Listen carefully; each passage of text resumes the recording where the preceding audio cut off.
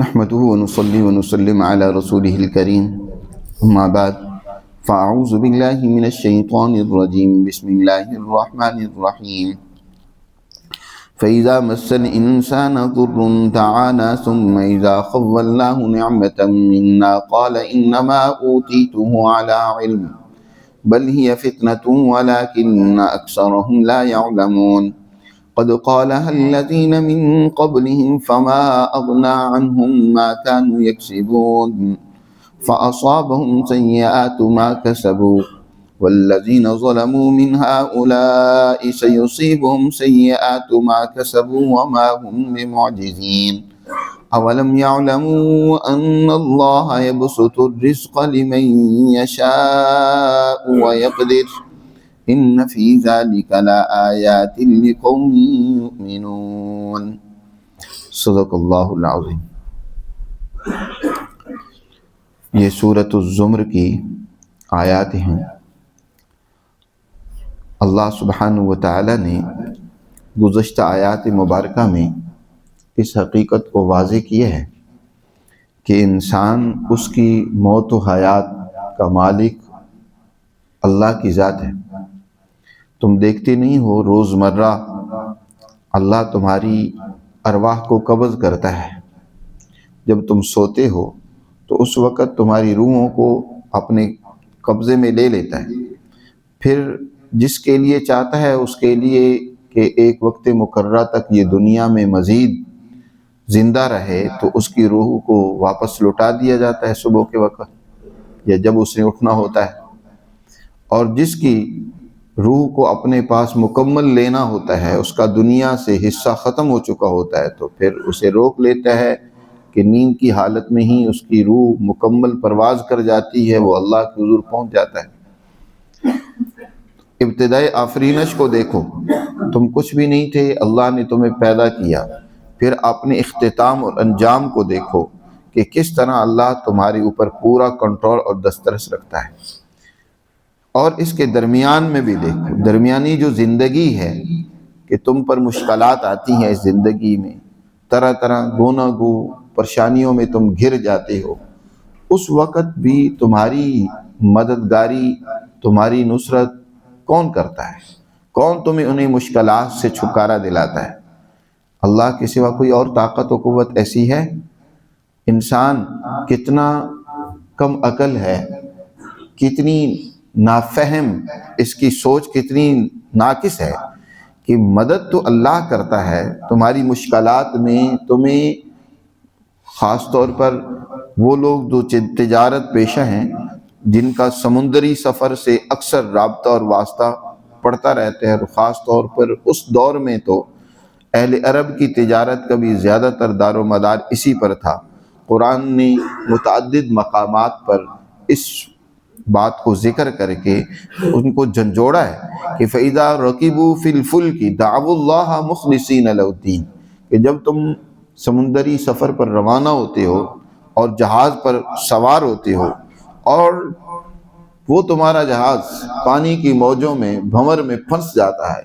تمہیں بچنے کی کوئی امید نہیں رہتی، تو اس وقت کتنے خلوص اور سچائی کے ساتھ تم اللہ ہی کو پکارتے ہو۔ لَإِنْ أَنْجَيْتَنَا مِنْ هَٰذِهِ لَنَكُونَنَّ مِنَ الشَّاكِرِينَ،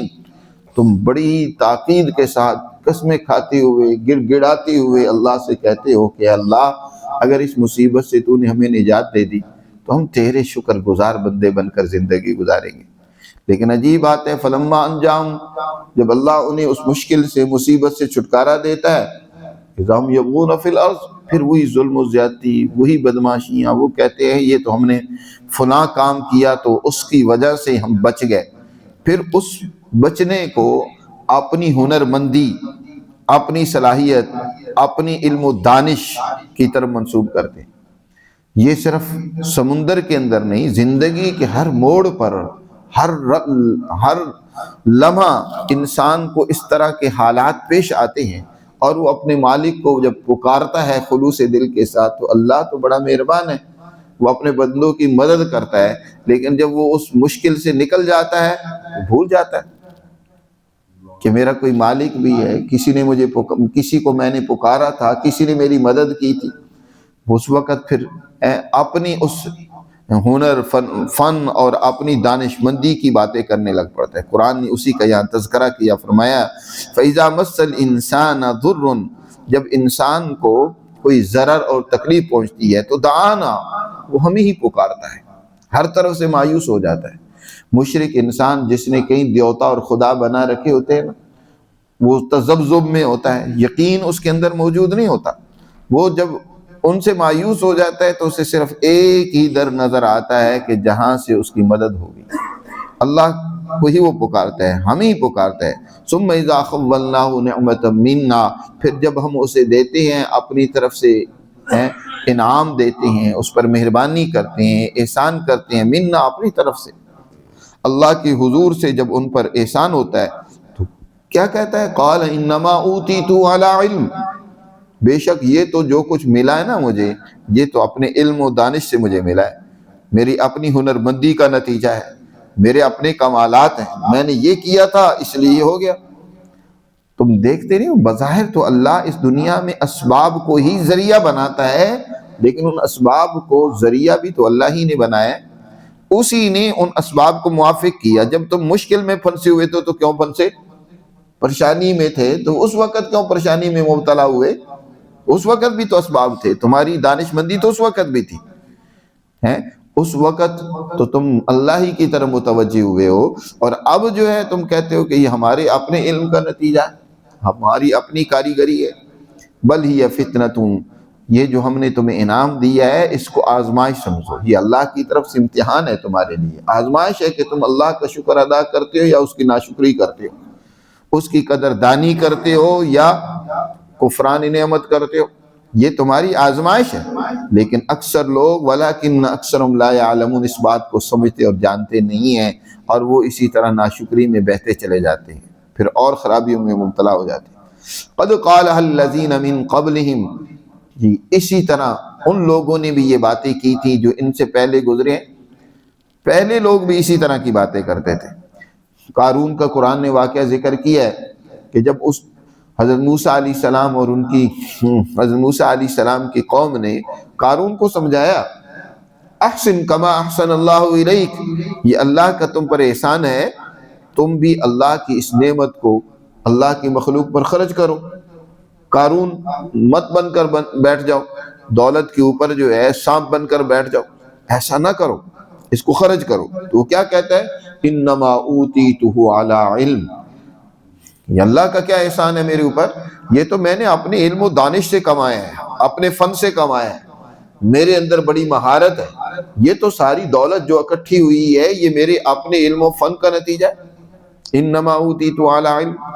یہی بات قرآن نے یہاں بھی ذکر کی ہے کہ اسی طرح کی باتیں پہلے لوگوں نے بھی کی تھی۔ قد قالها الذین من قبلہم فما اغنی عنہم ما كانوا یکسبون، پھر جو وہ کسب کر رہے تھے جب اللہ کی گرفت آئی تو وہ پھر اس وقت وہ ان کا مال و دولت، ان کے وہ علم و فن، وہ ان کی دانش مندی اور ہنر مندی اور وہ ان کے کرتب، وہ ان کے کام نہیں آئے۔ فما اغنی عنہم ما كانوا یکسبون، انسان کی دولت جب اللہ کی طرف، وہ قارون کے خزانے کدھر گئے جو اتنی بڑی دولت اس کی تھی؟ قرآن نے جس کا ذکر کیا ہے کہ لَتَنُوءُ بِالْعُصْبَةِ أُولِي الْقُوَّةِ، ایک بڑی طاقتور جماعت اس کے خزانوں کی چابیوں کو اٹھایا کرتی تھی، تو وہ خزانے سارے کے سارے کہاں دھرے کے دھرے رہ گئے جی، اس دنیا ہی میں نشان عبرت بن گیا وہ ہے۔ تو اللہ فرما رہے ہیں تو جب اللہ کی گرفت آتی ہے نا تو پھر فما اغنا عنہم ما كانوا یکسبون، تو اس وقت ان کے وہ جو انہوں نے مال و دولت اکٹھا کیا، جو ان کی دوسری طاقت اور قوتوں پر ان کا سہارا ہوتا ہے، کوئی بھی ان میں سے اس کے کام نہیں آتا، ان کے کام نہیں آتا۔ فَأَصَابَهُمْ سَيِّئَاتُ مَا كَسَبُوا، یاد رکھو جو کچھ بھی انسان پر دنیا میں تکلیفیں، مصیبتیں، پریشانیاں آتی ہیں وہ انسان کے اپنے کسب کا نتیجہ ہے، انسان کی اپنی غلطیوں کے اثرات ہیں، وہ اپنی غلطیوں کا ہی خمیازہ دنیا میں بھی بھگت رہا ہوتا ہے۔ فَأَصَابَهُمْ سَيِّئَاتُ مَا كَسَبُوا، جو کچھ انہوں نے کسب کیا اس کے ہی نتائج ہیں، وہ اسی کے برے نتیجے اس کے سامنے آئے ہیں۔ اور وَالَّذِينَ ظَلَمُوا، اور خاص طور پر جو ظالم ہوتے ہیں وہ یہ نہ سمجھیں کہ وہ اللہ کی گرفت سے بچ جائیں گے۔ وَالَّذِينَ ظَلَمُوا مِنْ هَؤُلَاءِ، یہ مکہ کے ظالم جو بیچارے کمزوروں پر ظلم کر رہے ہیں، جو بدماشیاں کر رہے ہیں، یہ ان کو مت یہ سمجھنا چاہیے کہ یہ بچ جائیں گے، بلکہ سیصیبہم سیئات ما کسبوا، جو یہ کر رہے ہیں اس کے برے نتائج یقیناً ان تک پہنچیں گے، عنقریب پہنچیں گے۔ سیصیبہم، عنقریب ان پر وہ اللہ کی سزا اور عذاب آئے گا۔ پھر آیا قتل کی صورت میں بدر کے میدان میں مارے گئے یہ سارے سردار، یہ وڈیرے چودھری جو بڑے اپنے آپ کو فن خان سمجھتے تھے، اور اسی طرح پھر ان پر وہ دور بھی آیا 61 سالی کا کہ ان کے وہ مال و دولت ہونے کے باوجود ان کو دن میں تارے نظر آتے ہیں، اتنے فاقے، اتنی غربت بدحالی کے 7 سال تک 61 سالی نے ان کو ایسا دبوچا کہ نبی کریم صلی اللہ علیہ وسلم کے پاس پھر ابو سفیان ہے وہ درخواست لے کر گیا، گزارش لے کر گیا کہ آپ کی قوم مر رہی ہے بھوک سے، مدد کریں۔ پہلے اپنے آپ کو کچھ سمجھتے نہیں تھے، اب اللہ نے جب ان کو عذاب میں مبتلا کیا، سزا دی، تو اب ان کا اکڑ ختم ہوگی۔ تو فرمایا والذین ظلموا من ہؤلاء، ان ظالموں میں سے جنہوں نے ظلم کیا ان کو عنقریب ان کے کرتوتوں کی سزا ملے گی۔ سیئات ما کسبوا وما هم بمعجزین، اور یہ اللہ کو عاجز اور بے بس نہیں بنا سکتے۔ اولم یعلموا ان اللہ یبسط الرزق لمن یشاء ویقدر، دنیا میں دیکھو رزق کی تقسیم اللہ کی طرف سے ہے، وسائل سب کے سب اللہ نے پیدا کیے ہیں، اور جس قدر جتنے وسائل جس علاقے میں جتنے چاہتا ہے اللہ پیدا کر دیتا ہے، اور پھر ان وسائل سے کوئی زیادہ کوئی تھوڑا فائدہ اٹھاتا ہے۔ کسی کے قبضے میں زیادہ اگر وسائل چلے گئے ہیں تو اس کے تو صرف اتنی ہیں جتنی اس کی ضرورت ہے،